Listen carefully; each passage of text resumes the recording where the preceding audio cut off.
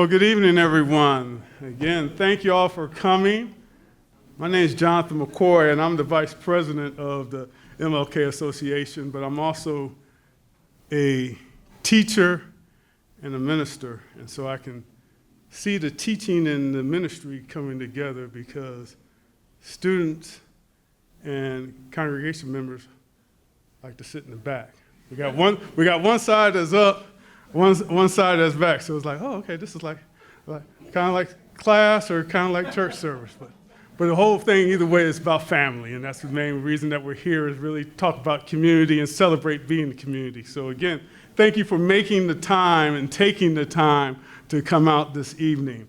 Before we get started, again, always feel free. The food and the drink is back there is for you to enjoy. As we always say in my family, we didn't get it for you to look at. We got it for you to enjoy. But also, I'd like to shout out to those who have prepared it. Ramona Young and her team from Kente Kitchen. As you see, Ramona's right back there. They have prepared the food. And as you've been hearing, Saturday, 6 to 9 at the AP Tech's Conference Center is the gala, our Juneteenth gala. We will be celebrating Juneteenth again as music and food from Kente Kitchen. So if you'd like to taste of what you had, come Saturday. Again, all these events, what we had yesterday, what we had today, going all the way forward, they're all free. And that's because we're in partnership with the city of Asheville and Explore Asheville. They have made it a point, but this is the 4th year that we've been in partnership with them, that the city has intentionally wanted to honor and celebrate Juneteenth and to highlight the Black community here in Asheville, but also the sense of how we grow that community spirit. So that's what makes us able to have these events, but also to make them free. And again, with that gala, music, food, dancing, but that's all free. You know, where can you get that? We're not saying, hey, get this at a $5 discount. No, just come and enjoy. So that is one of the great things of living in this city, that we have this aspect of that thought and that effort. And speaking of that, we have a nice honored guest with us this evening, and I'd like to introduce the Mayor of Asheville, the Honorable Esther Manheimer.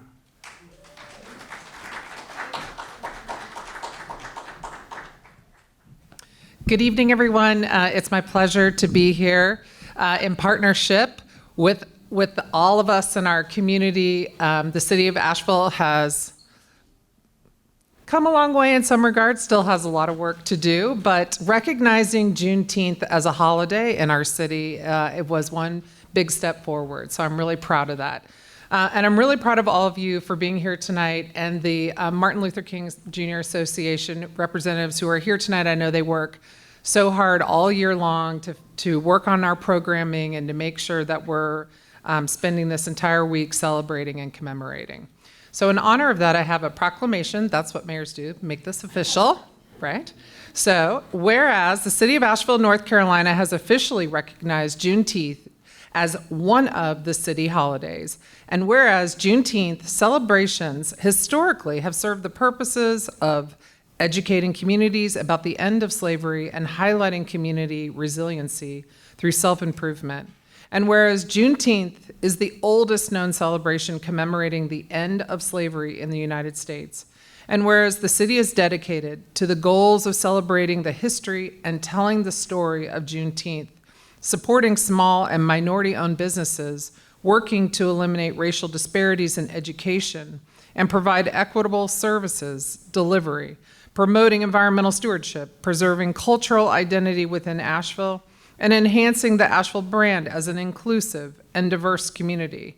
And whereas the Dr. Martin Luther King Jr. Association of Asheville and Buncombe County have demonstrated a long history of promoting equality throughout Asheville and Buncombe County. Now therefore I, Esther Manheimer, Mayor of the City of Asheville, do hereby proclaim the week of June 15th through 20th as Juneteenth Celebration Week in the City of Asheville, and encourage all community members to honor this week with reflection, cultural and public education, earnest assessment, planning, and commitment to action to end systemic racism and all forms of dehumanization which threaten equality and freedom for all.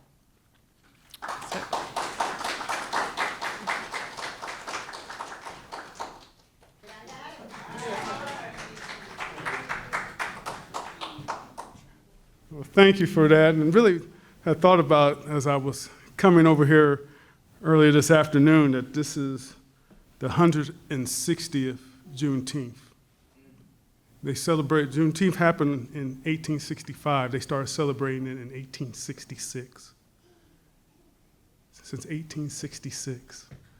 And so a lot of times you hear people say, oh, this is a made-up holiday or nobody knew anything about it. Well, just because you didn't know doesn't mean it wasn't going on. Something that's been going on for 160 years, 160, it's not a fly-by-night operation. So that's why we're celebrating and we're happy to do that. And it's also in keeping with what this program tonight is all about. Because one thing about Juneteenth is trying to understand and trying to highlight, emphasize, and encourage the sense of community. Again, progress doesn't happen alone. You can't just do it one. It can't just be one part of the community. It has to be a united, interwoven part.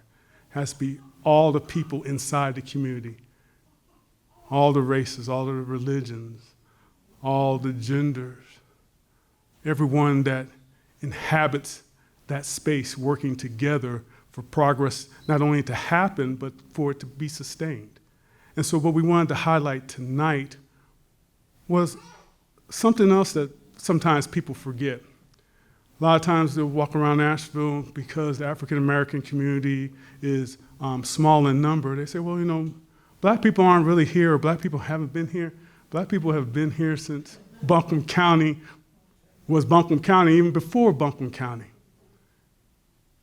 Been here when those first settlers came.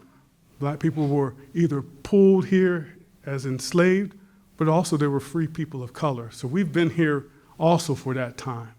And so a lot of times when people, want to say, well, where are the black people of Asheville? Well, we're here and we're doing things. And so what we wanted to emphasize tonight was some of the things that are happening in Asheville, in the black community of Asheville. That's why tonight's title for this event is Black Asheville 411.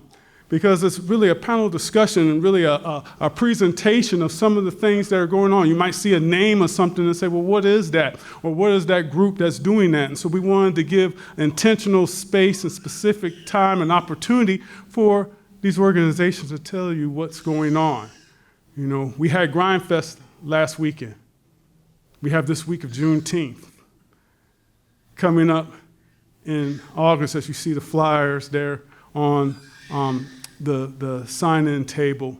The legacy neighborhoods are having a big event. Now they have another event that's going on tomorrow, as also if you look on our schedule that they're having about John Hayes. But I'll let Sekou talk about all that.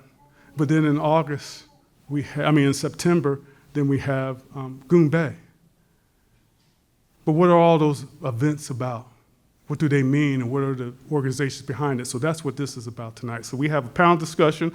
Some of our panelists are still making their way here, but we do have two of them that are here. We have Sekou Coleman, who is the coordinator of the Legacy Neighborhoods Coalition, and we have Sean Palmer, who is the executive director of the YMI Center. So they're going to start off. They're going to come up front, and they're going to tell you about their organizations and their events, their purpose, and their goals. And Julia's here. I don't know. Julia, come on up. We also have Julia McDowell, who is the president of Just Folks of Asheville. She's going to talk about what Just Folks is and what that programming is. So we're going to go, I think Sekou's going to start off, and then we'll let you all decide who wants to be next. And basically all I'm asking is that you just tell us, again, what is your organization? What is the history and purpose of it? What is the goals that you have, the hopes that you have for it? And what are some of the events that you plan to do? Basically, get to tell everybody what it's all about. And then after everybody's gone, then if anybody has any questions, we'll open it up for that. But this is me ending the talk, and Mr. Coleman, you can begin. Right on. Thank you. Thank you, and much love to the to being invited here for this opportunity to share this information. So my name is Sekou Coleman, and as was mentioned, I'm the coordinator for the Legacy Neighborhoods Coalition. That's a word, a phrase that's been thrown around a lot within the last year, and not a lot of folks really know what that means. So let me give you some history. The Legacy Neighborhoods Coalition actually began in 2017 when the Buncombe County had the Isaac Coleman Economic Investment Grant Initiative. That was the first time that it began. There were maybe about a dozen or so organizations that were funded through that initiative, and the grantees were pulled together regularly as part of a learning cohort. The staff at the county pulled together 5 specific entities of those grantees at one point in 2019 because they wanted to make us aware of something that's known as opportunity zones. Now, the reason why we were selected was because these organizations or these grantees were collective or entities, partnerships, right? We had one, many of those individuals are represented in the room today. It was a collaboration between the East End neighborhood, where we're sitting right now, the Shiloh community, where we have representation in the 3rd row here, and Burton Street community, where we have representation in the 2nd row. That was one group. There was also a group from the South Side community. Now, at that time, the South Side neighborhood actually did not have a neighborhood association. There was like the South First Broad Neighborhood Association. There was a Weekend Neighborhood Association and South Slope and River Arts. But those entities did not reflect and represent the individuals that grew up in the heart of South Side and the heart of the largest impact of urban renewal in the entire Southeast. So the Southside United Neighborhood Association formed a few years after this initial convening of the legacy neighborhoods. But the idea was that all of these grantees were doing place-based work. We were doing 2 things. Number one, we were working together because, as Ms. Sophie says, working together works. But the other thing was that work was allocated or directed towards providing the ability for our communities and our people to age in place and to stay where they are. And we were dealing, all the communities were dealing with different forms of gentrification, displacement, long-term impacts from urban renewal, requiring different strategies. And what we found was by learning about the opportunity zones, which I won't bother to go into right now, we realized there was a threat, a sort of larger threat on the horizon, but it's a threat that could be mitigated with more collective action. And so that staff member from the county asked, well, do you all want to continue to keep coming together in order to strategize and to work together and so forth? And we said, yeah. And so that was how what is now known as the Legacy Neighborhoods Coalition was born. And we realized the first sort of time that there was an impact of this work back in 2020, 2021, when the city was considering what to do with the old Kmart on Patton Ave. And there were some plans that were being proposed at the time, and the residents of the Emma community were concerned. Now, when we talk about the legacy neighborhoods, we mentioned what those neighborhoods are. They are South Side, East End, Burton Street, Shiloh, and then Emma. And a lot of people hear those names and they're like, we got the historically black neighborhoods and then there's got Emma. What's the deal? Well, first of all, no one ever really said that the legacy neighborhoods meant black neighborhoods, right? When we're talking about legacy, we're talking about the people who've been here, the people who've built the city, the legacy of the ones who made this place what it is. It just so happens that a large portion of them are black. But we're really talking about the folks, the natives, the folks that grew up here, the folks whose parents and families have worked here in hospitals and schools and all the kinds of things that keep stuff going. And there is often what feels like this pressure because the city a lot of times feels like it's catering towards folks who aren't from here and making it more amenable for folks who haven't lived here for a long time to come here and continue with the displacement. And these neighborhoods didn't want that happening, and they wanted to do something about it. Emma is part of this for 2 reasons. First and foremost, before Patton Avenue cut through Burton Street, that was the whole, what is Emma and Burton Street was that collective space altogether.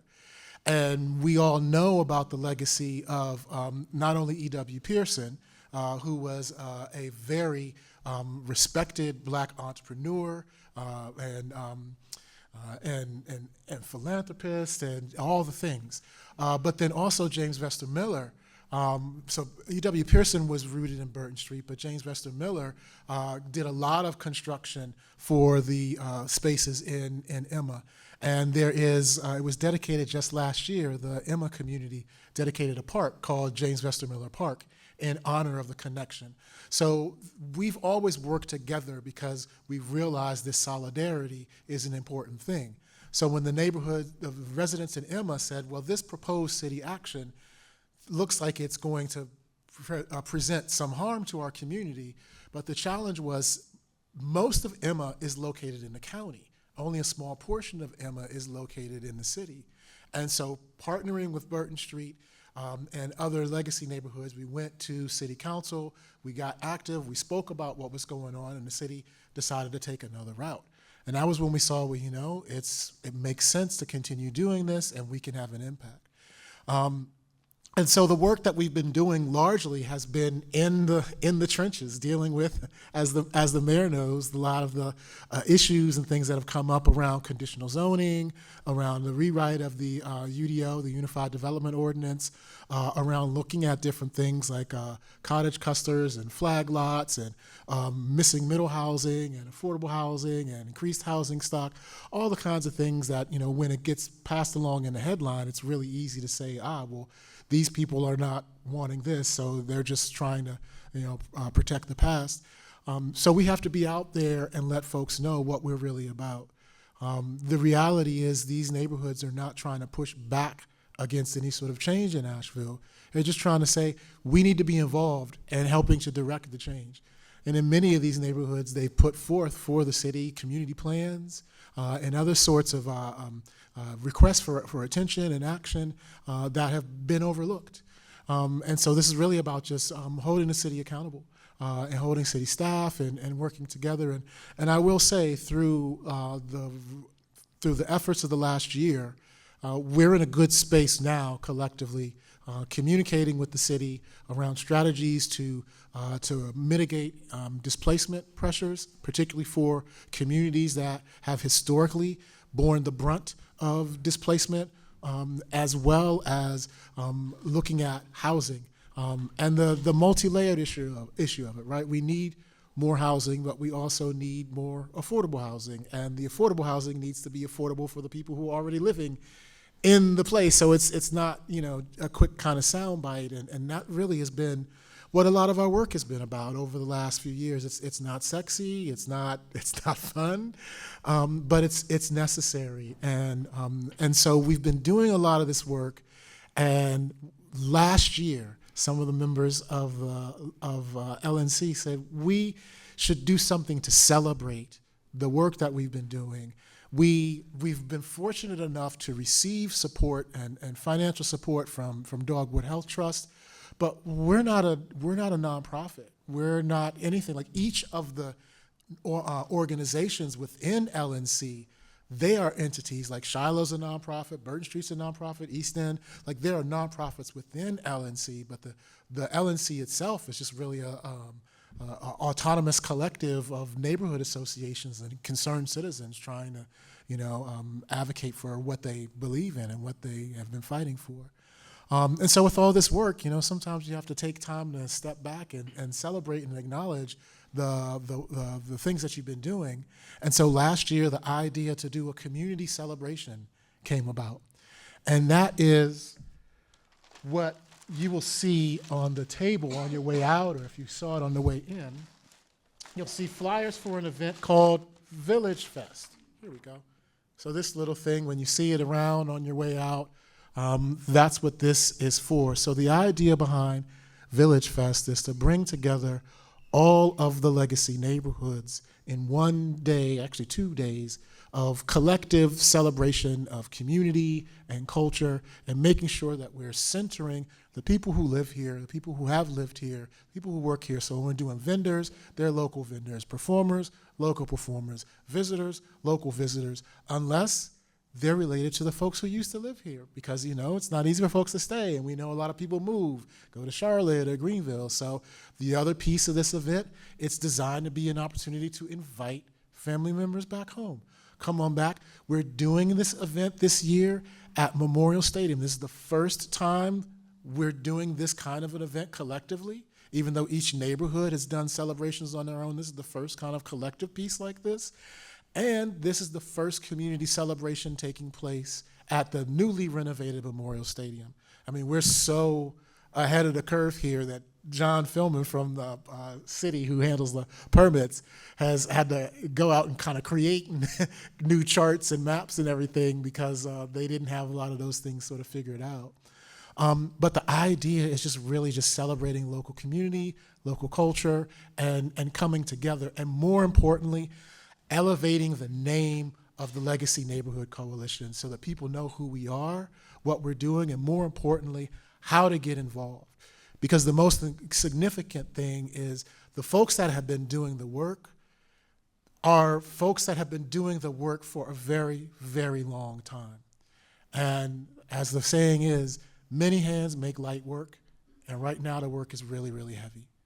So part of this is an opportunity to put ourselves out there, let folks know what's going, so we can try and bring more folks into the fold to do, maybe not going to meetings, but maybe it's checking up on neighbors. Maybe it's helping with home repairs. Maybe it's helping to do a youth training program or whatever. Those are the kinds of things that we want to see in our community, and nobody else is doing them, so we're trying to figure out how to do those things ourselves and work with the other folks that are trying to do those things.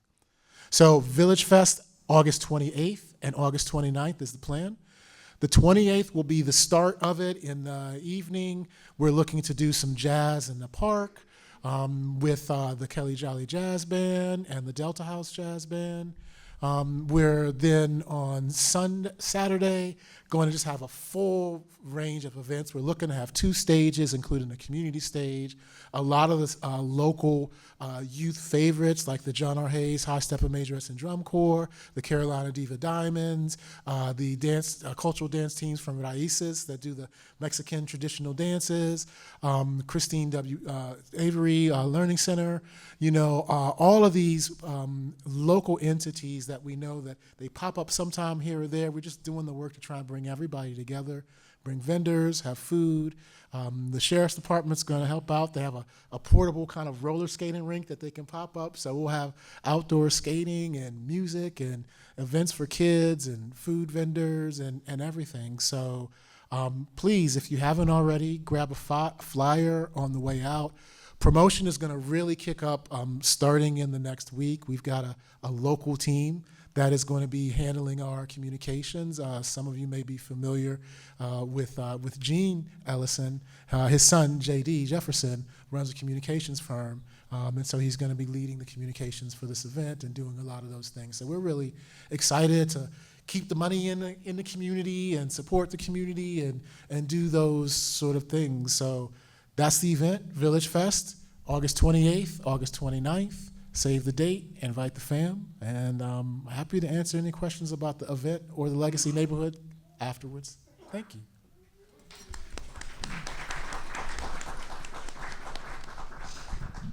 Good evening. I'm a little nervous.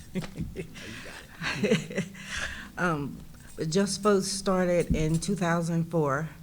It started with a group of guys that used to just hang out down in Triangle Park. And it started off with 7. And they kept doing this every Saturday. And then all of a sudden they was like, why don't we just get a group? And they was like, well, what's the name gonna be? Well, Just Votes. And so that's how Just Votes name came along. Jay McDowell was the first president. And I can't quote the years, can't quote how long, but then after Jay started, he started having events down in the park.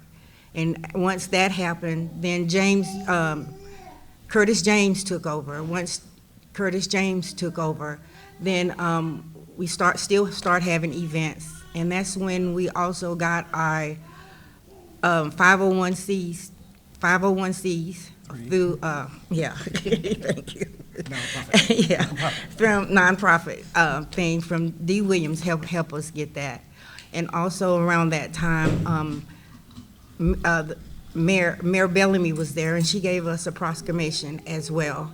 And also, that's how the mural got started. Molly Musk, she was the one came down, and she seen this empty wall, and she was like, let's put something up there. And she the one came up with an idea. We got together, and we picked pictures out from Angela Clark, and that's how the mural got there.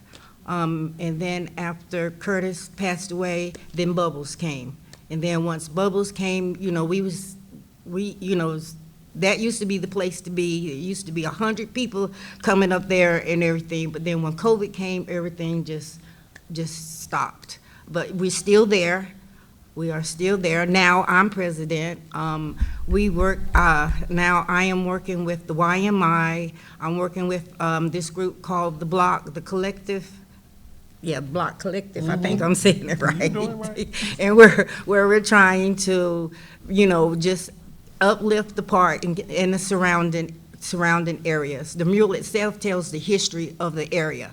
And all Just Folks is trying to do is just keep that area alive by having events down in that area. We play cards, we play dominoes, Bid Whiz, we do all of that stuff down there. We feed you and stuff like that.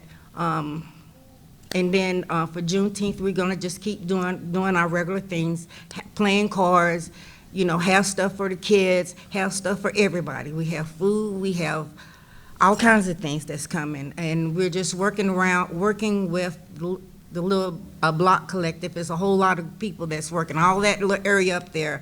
And that's the Penny Cups, the YMI, Eagle Market Street, Mount Zion, Leaf, the hotel. We're all working together with the Juneteenth, and our event's going to be really big, and would love to see y'all there.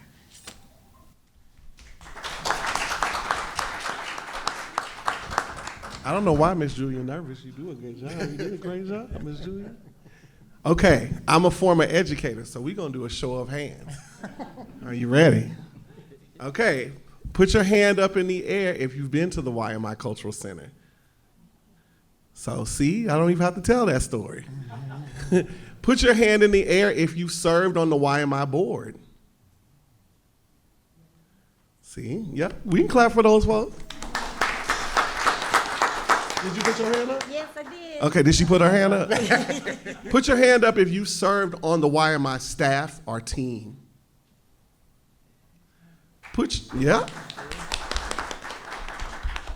hand up if you have been on any of the volunteer guilds, membership guilds, any of that. If you've done any of that work, put your hand up. Look at your hands going up. Put your hand up if you've given us grant money. Yeah, I was about to say. Thank you. We see you, and we thank you. And then lastly, put your hand up if you've been to Goombay. Amen and Ashe. Well, I bring you greetings from the oldest Black culture center in America. Amen and Ashe, and we don't take that seriously enough here. I think one of the things that I am proud to say is that I know that when I go across the city that everybody knows who the YMI is. And even when I'm incognito, that people recognize me and they say, you know what y'all doing or what y'all should do, or you know who you are, or do you know what needs to happen for the YMI? What is the board, how the board doing? So like, there's a lot of conversation about what happens at the YMI. And I am grateful that the ancestors and God brought me to the mountains. I am a Columbia native, and so we're only 2 hours away from my cousins up this way, but we primarily go down, when we're in Columbia, we primarily go towards the beach, and we forget that our cousins are also in the mountains, and that this beautiful ethnic enclave that we serve is what we call Black Highlander or Afro-Latchin.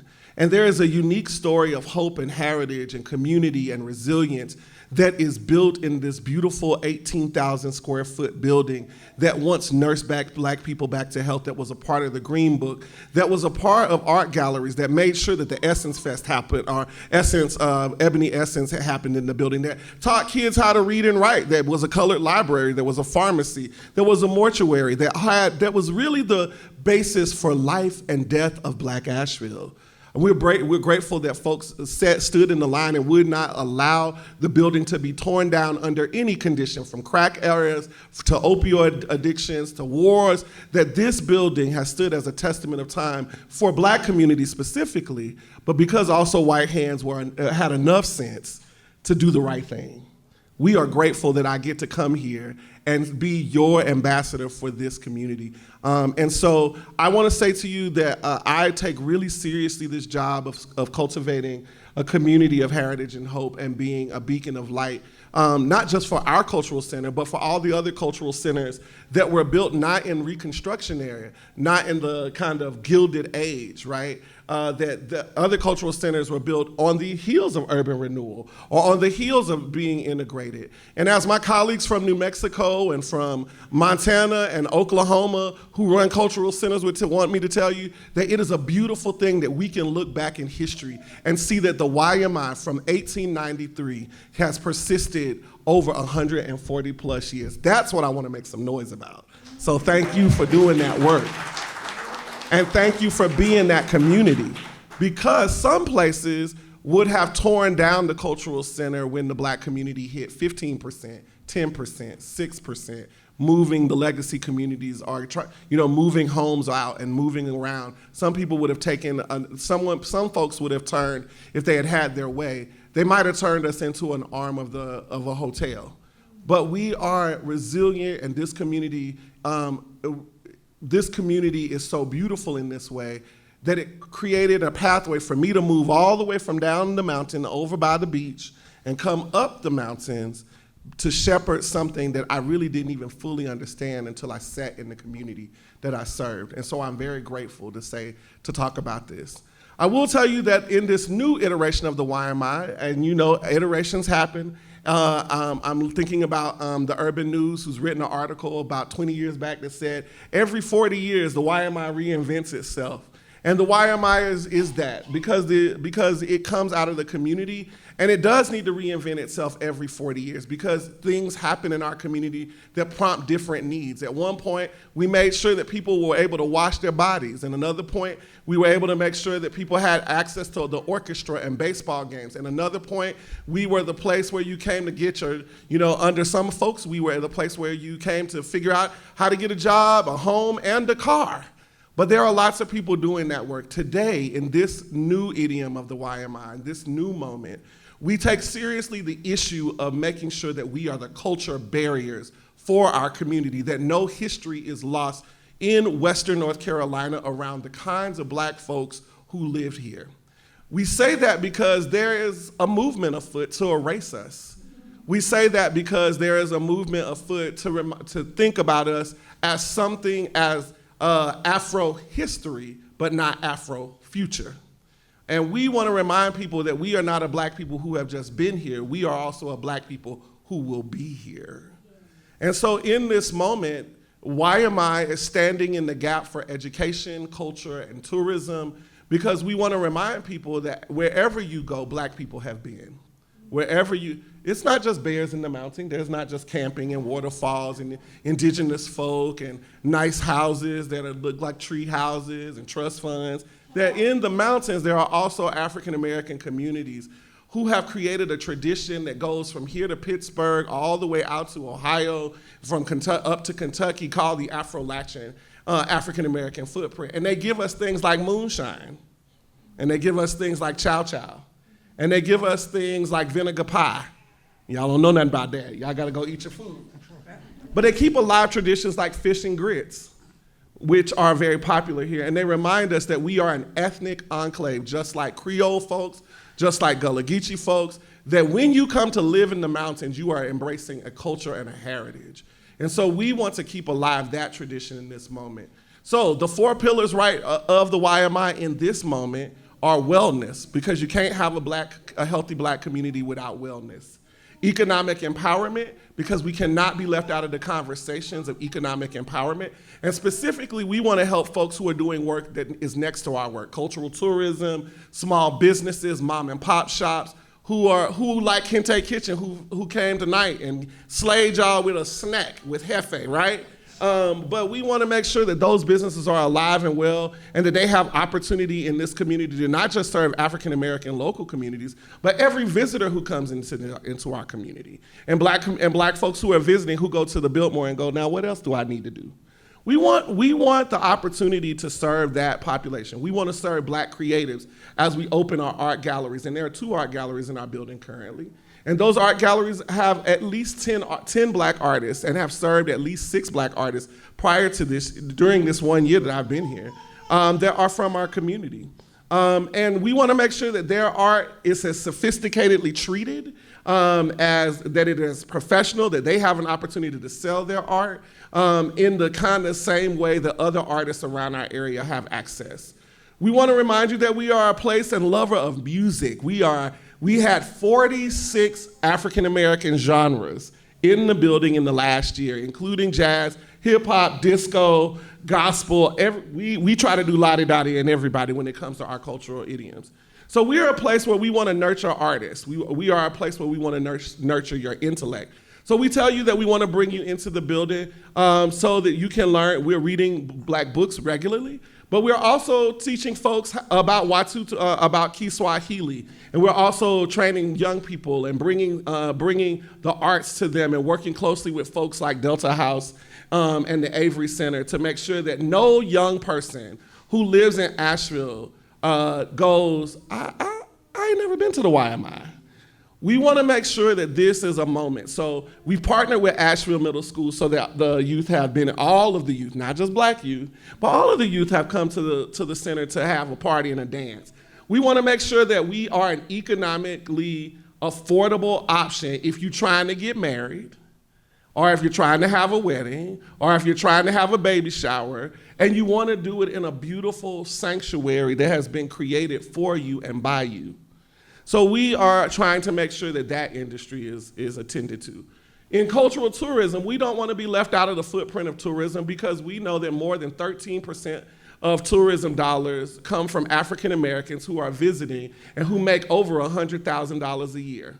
Now, sometimes that means we have to teach our community here that the money doesn't always reside in the hills. It resides in the chocolate cities that are around us, right? So we want to make sure that our community members have access to those dollars. And so we are interested in making sure that Goombay Festival, Juneteenth festivals, any of our Black Tie Expo that we are trying to get off the ground, that all of those experiences allow our African American small businesses to have access to a larger community who has larger capital, so that we can move the median income of African Americans from $30,000 to $70,000, which is where white folks are in our city. Amen and Ashe, right?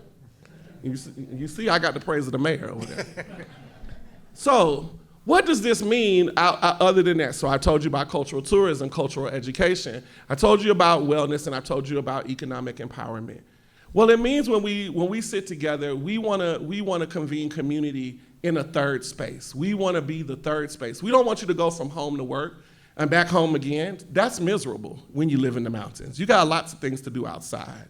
But we want you to come by this, we want you to see us as a third space, another place for community to gather. And one of the things that we have done is to find all of the black festival makers and ask them to come sit at a table so that we can learn from each other's success. And so no one said no, everybody said yes, and we all sat around the table, and that is one of the reasons we're here tonight. And I want to say to Grind AVL publicly, I want to say they did an excellent job this past weekend hosting on Pack Square. We are so excited. We know that lovely Asheville is coming up. We know that Legacy is coming up, and Juneteenth is coming up, and then we got Goombay. And so we want all of those festivals to succeed, because we don't want anybody to say there's nothing here for black folks. That's a bad sign. We want we want you to be able to say, there's a lot to do for black folks here. And there are lots of black people making noise no matter what size, because I believe the quality of the experience is not the size of the community. The quality of the experience is the quality of the community.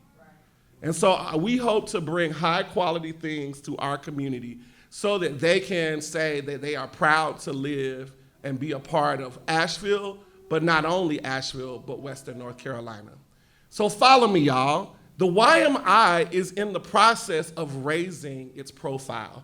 The reason we want to raise our profile is because we aren't just an Asheville artifact. We aren't just a Western North Carolina artifact. We aren't just a North Carolina artifact. We are a national artifact, and we want to make sure that everybody knows that when you come to Asheville, that when you see the YMI, you are seeing something so beautiful that it reminds you of the kinds of types of success and the excellence that Black communities are known for worldwide. That you are seeing the first of its kind before it went to San Francisco and San Diego State, before it hit Oakland, before it went to Duke, before Yale ever had a Black Cultural Center. It is older than the mission of the Urban League, the NAACP, all of our Divine Nine, most of our historically Black colleges, and we want to raise the profile of our organization so that when you think about Black cultural centers, you don't just think about the Schomburg, you don't just think about the Smithsonian, you don't think just about the Penn Center down in Charleston area, but you also remember that Asheville is home to the oldest Black cultural center.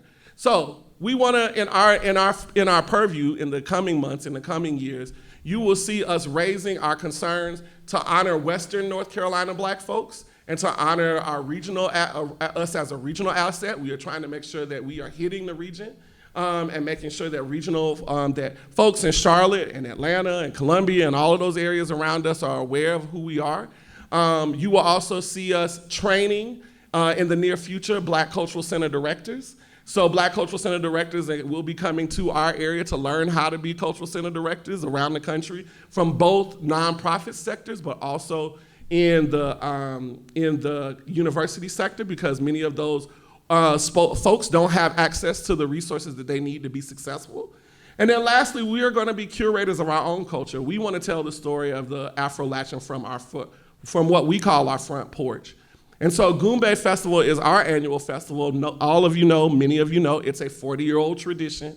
Nobody's trying to take it and turn it upside down, but we are playing with it and we are remixing it so that it is a reminder of our diasporic African history. Because we have folks doing legacy work. We have folks doing specific work around Juneteenth, and folks doing specific work around Black entrepreneurship. What we hope to make our festival is something akin to the Best of Essence Festival in our area so that it can be something you go to nationally. That is where we hope to go with our festival. Because Goombay is like that. It has a 10,000 person, we have a 10,000 person impact over a course of a weekend. We're impacting salaries, food, hotels, and we want Black folks to have access to those resources. We want local Black folks to be committed to being a part of that. We do never want to leave out our local community. So there will always be pathways to get into Goombay. Even if we set the price at $1 million, you will always be included. You will not, no one's gonna beat us up like Essence Festival got beat up last year with Louisiana. Yeah. However, we do recognize that we have always been an Afro-Caribbean community. Since one of our founders was Afro-Caribbean, and Afro-Caribbeans live in our community, we recognize that we are people who have African heritage, because many of the folks who live in this community who have been here for generations actually have Gullah Geechee roots. And so they travel all the way back to the West African continent to see their heritage and history and hope. And so we want to remind folks that this festival in the mountain that shouldn't be, is exactly where it's supposed to be. So what does that mean? We have committed, our board is getting ready to look at a 2 and/or a 3-day festival that features a national recording artist, local recording artists, and regional recording artists. We expect to have at least a footprint that isn't just food, fun, and fellowship and music, but also art and film and culture in other ways. And so those are the ways in which we want to bring folks into our festival. And we hope that you will come in September. So don't spend all your money on Labor Day. On the September 12th and 13th. And we want you to come out to the festival, even if you spend one day with us. But we want you to spend time with Goombay on Pack Square, on Eagle and Market, We want you to have a great time learning about your African heritage, history, and hope. Thank you. We didn't mention Juneteenth. I know you mentioned Juneteenth, but if I had a flyer on the the flyers, we gave them all out, but one side says Juneteenth, the other side says Goombay. And Juneteenth really probably is a lot like a miniature Goombay this year. So when you come to the block on Friday, when you take the day off, and if they haven't given it to you, when you call in sick, and some of you, we got you sick here, we want you to come out to Goombay. Don't look for your supervisor. Go in the opposite direction. But we want you to be at Juneteenth and be in the buildings, go to Leaf, go to all of the places, bring your kids, let them put on some roller skates, enjoy food and fellowship, and we are just so grateful that we're in a place where we can thrive. And then we want you to head up the hill at 6? Yeah, well, yes. Around 5. But all the way till 9 downtown after 5. Yep, to go to Pack Square. And so that's what we're interested in seeing, is that a full day. We're gonna tire you out so that you don't ever say there's nothing for us to do in Asheville. Thank you. Thank you. Does anyone have any questions that you would like to ask? Okay, thank you. Yeah, my question is, what's the biggest challenges that you guys face in terms of doing what you're doing? I'll start. In this moment in history, which we're going to have to atone for at some point, things around marginalized communities seem to have gone out of style. It seems more important to prioritize trillionaires, not a billionaire, but a trillionaire, and hoarding than community. And what that means for the least of these, as a canary in the mine, is that the benevolence of a community, the benevolence of one part of our community, is not as easy to access when you're planning things to create spaces of hope in a moment that feels like tragedy. What that means is, there was a moment when George Floyd's execution on television, as we were all in the house, pushed money into our communities. Please come get our check. Please, how can we help? How can we help? But that moment is not this moment. And so this moment, it really becomes hard to do the kinds of things that we are capable of doing, because we're not asked to do more with less. We're being asked to do everything with nothing. And that is a part of the challenges of doing the kind of work we're doing, because the access to capital is a fight, right? When you're a one-person team, two-person team, three-person team trying to go after dollars that once were flowing through the community. And I would say that is major because if we have resources, we can hire Aisha, or we can hire Kente Kitchen. But food ain't free, right? And so that makes it difficult, because in many ways, we are doing a lot with just the little that we have. Now, the Gullah folk call it making do. And Black folks know how to make do, but we have come too far by faith to continue to make do. We would like to be able to flourish and thrive, and we'd like for other communities to commit to us in the way that we commit to them. So I think that's one thing. We run by grant, so our challenge is the same thing as too, and we need volunteers and members. Yeah. Yeah, and I don't know that I would say anything that hasn't been said already. Mm-hmm. You know, we live in a capitalist world, right? And even when we talk about nonprofits, they're nonprofit corporations. And as a 30-plus year veteran of the nonprofit industrial complex, it's no joke having to navigate all of that to do the kinds of things that we're needing to do. And the people the connection with not just warm bodies to show up and be in a space. I mean, when you look at folks like Miss Margaret and Miss Sophie and Miss Norma, you're seeing people who have dedicated a major portion of their lives to doing this work, right? And they're tired, y'all. They've been doing this. They would like to hand the baton off to somebody. So that we can just celebrate them and buy them cakes and cookies Right. and whatnot. I mean, they need to be on beaches right now, on cruises and all that, not coming before city council, talking about, apartment complexes that are gonna go in the neighborhood. That costs $2,400 Well, a month. let's not That's get not good. But, so what's needed are more people, more boots on the ground, more folks who are willing to learn. None of us knew any of this stuff when we got involved. But, I mean, you can ask Ms. Sophie, ask Ms. Norma about reading the Constitution and reading zoning regulations. Like, if you don't take it upon yourself to learn, ain't nobody going to teach you, because that's where the gap is. You can get away with so much stuff when folks don't know what's happening. So, And trained volunteers make great board members. What makes a bad board member for all of our organizations is folk who come in thinking that this is going to be something that they benefit from rather than something that they give, right? Like, philanthropy is about the pouring out. It is epiclesis. Yeah, it is pouring out. Like, I was just gonna say epiclesis, but like it is giving. But like, folks come to these things trying to extract.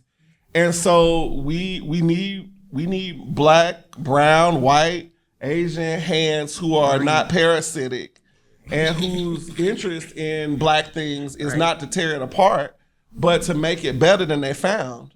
And again, like, I think sisters like Sophie, I think sisters like Renee, I think a lot of the elders who come before us, I'm also thinking about Sister Simmons, like, they have been holding this stuff down.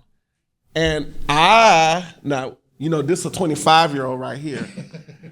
But even in a normal world, we would be considered on our way to go sitting down somewhere.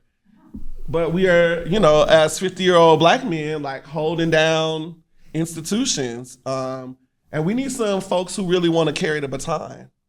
And I think that's another loss here, is that there's a missing middle.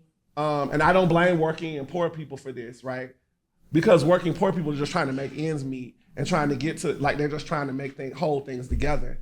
But I do think there are a number of people who are using the mountains to be isolated and using the mountains to be, they're calling it introversion, but it's just selfishness.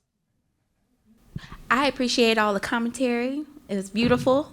I didn't catch your name from Just Folks. What was your name? Julia. Thank you. Will each of you state what was the heaviest, most driven thought that you had before you took on your leadership role? And I'm sure you could say several, but maybe just one. For me, it was trying to play in Goombay blind, knowing that Goombay was an artifact, right? Like, I had no roadmap for Goombay because it was supposed to be held the year of Helene. We signed some contracts that we had to hold on to. It was tough to be like, I've never seen it, so I've got to plan it. And hearing our friends from the mountains go, you got to have it, right? It's got to be there, right? So I think for me, it wasn't bullying. It didn't feel like bullying. I wouldn't call it Afro-Latin bullying. I would call it a nudge of knowing that it had to be excellent and right. And I wanted to present something I could, even if no one came, I wanted to present something that people were proud of and could be like, yeah, it happened a few weeks ago. We ain't go, but I heard it was good. Like, I wanted at least that to be the start. I do think, unfortunately, in Black organizations, succession planning is a problem. Like, we just don't have we know where the books are, but no one know what they're looking for. But we need more succession planning in Black organizations to be successful. My challenge was just falling behind Bubbles, Curtis James, and Bubbles just trying to do better. And thankful for Ramona's my vice president, and we two together, we're sticking through this, so we're doing good so far. Would you say that partnership was your motivation? You kept it alive. Why did you? Yes, I did. I mean, just not failing. Yeah, just not failing. That was my motivation. It's gonna sound cheesy, but my motivation was legacy. I wasn't thinking about being in a position of lead, and I still push back against it. I make it very clear I'm a coordinator, like an ambassador. I'm not a leader, but everyone still, says what they're gonna say. But it's for collective work. Like, I'm not the one making the decisions. I'm communicating what the collective piece is. But I would not be in this position if it, quite honestly, weren't for Miss Sophie. She called me one day, and we were in the process. It's not like she just called me out of the blue. Like, we were already in the trenches. We were already working together. But she just asked if I would be willing to sort of step up and step into a little bit more work and responsibility. And that I've never been able to say no to something like that, especially when asked by like one of the matriarchs of the community. I mean, it's just like, for me, it felt like an honor. So I think the concern was like, didn't want to screw it up. And that's still, because not being from here, and I was saying, I forget who I was speaking to before the event, but I was saying, I moved here in 2011, and I've gradually gotten to the point where I guess I can be considered as a local, and I'm good with that. And I also realize that I will never be seen as a native. And that there's a difference, and I respect that difference because I work with natives and I understand what has been lost. I understand why the pain, the hurt, and all that. And so for me to have been asked to sort of step in and help and represent for the folks who have lived it and been through it, that's a huge honor. So yeah, that's where I'm at. Thank you, Aisha.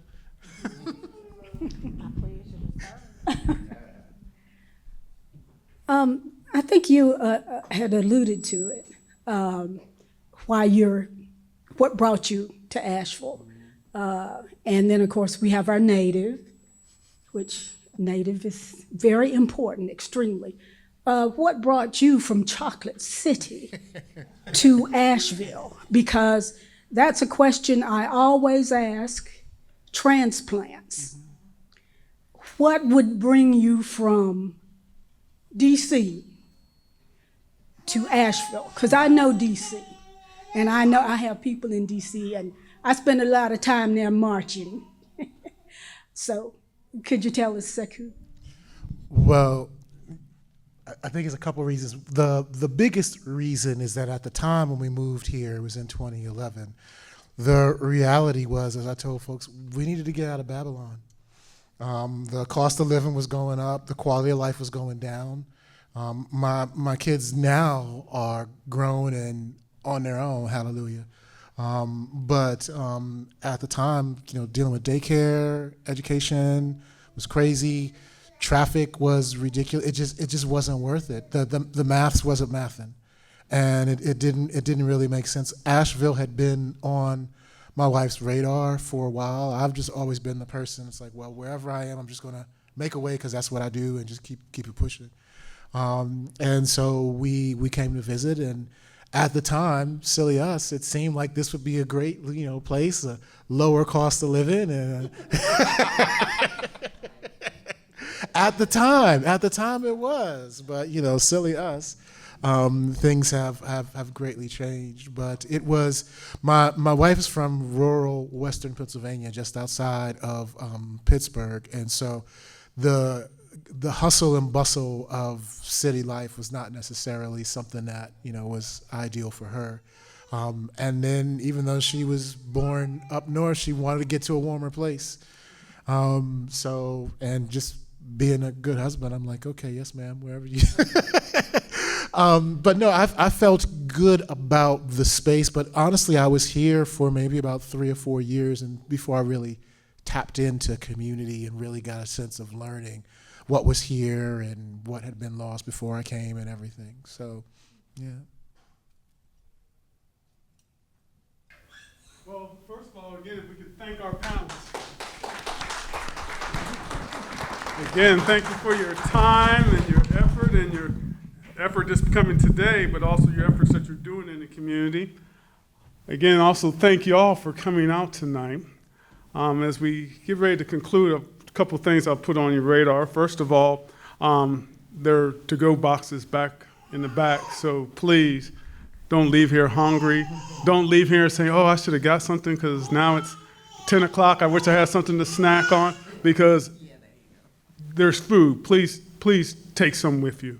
And if you can't eat it, share it with someone that you run into, especially if some of you might have teenagers in your life. You might want to feed them. Second of all, if you look there as where you checked in, you'll see there on the easel, again, it listed all their schedule for this week of Juneteenth, the different events that are going on. Also, you can find them on our website there for the MLK Association of Asheville, our website.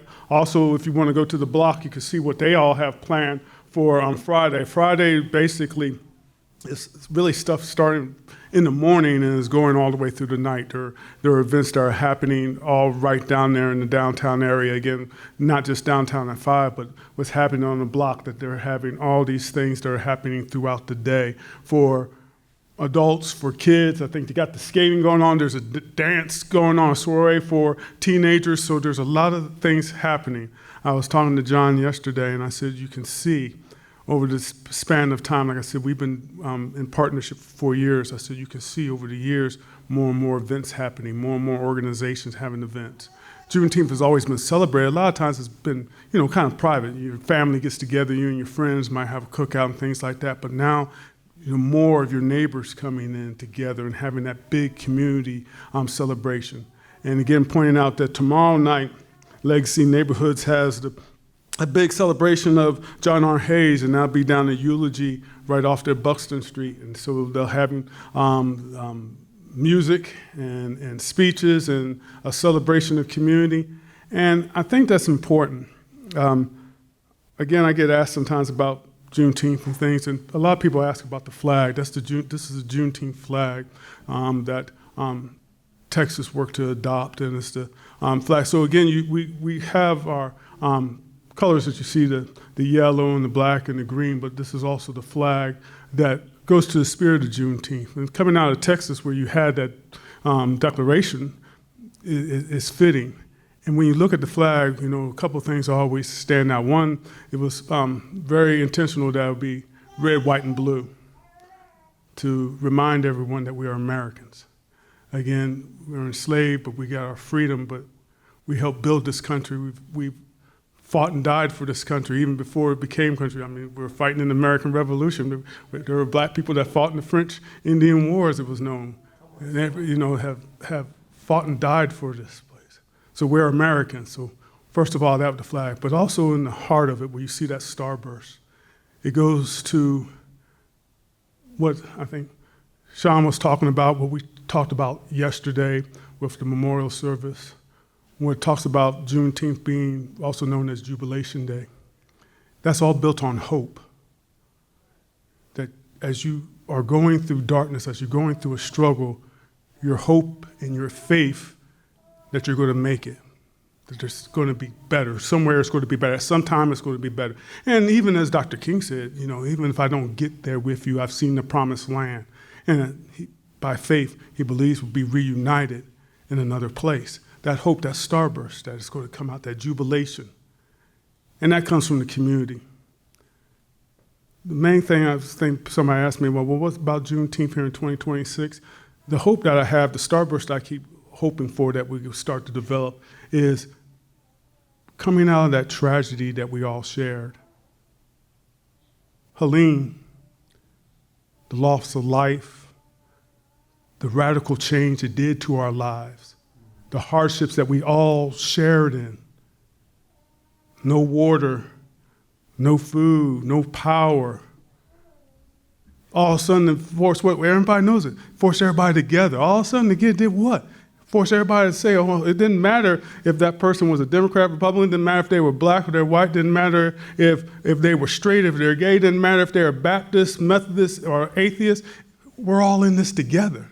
All of a sudden, all those barriers that we put in our society that keeps us apart, they fell away because we had that shared experience. But that was in 2024. You know, it's 2026. We've lost that.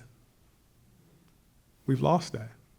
Now, some of it may have happened because we didn't have any power, we didn't have any internet, we didn't have any cell phones, so all of a sudden we didn't have any outside interference, and we had to come together. But as we reconnected, we spread apart again.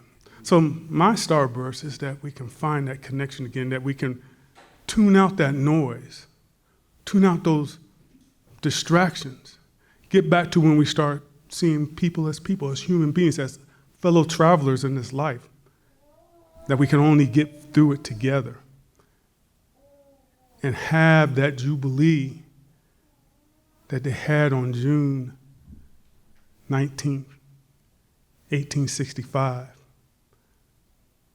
After over 230 plus years of enslavement, it ended. Now the struggle still continues,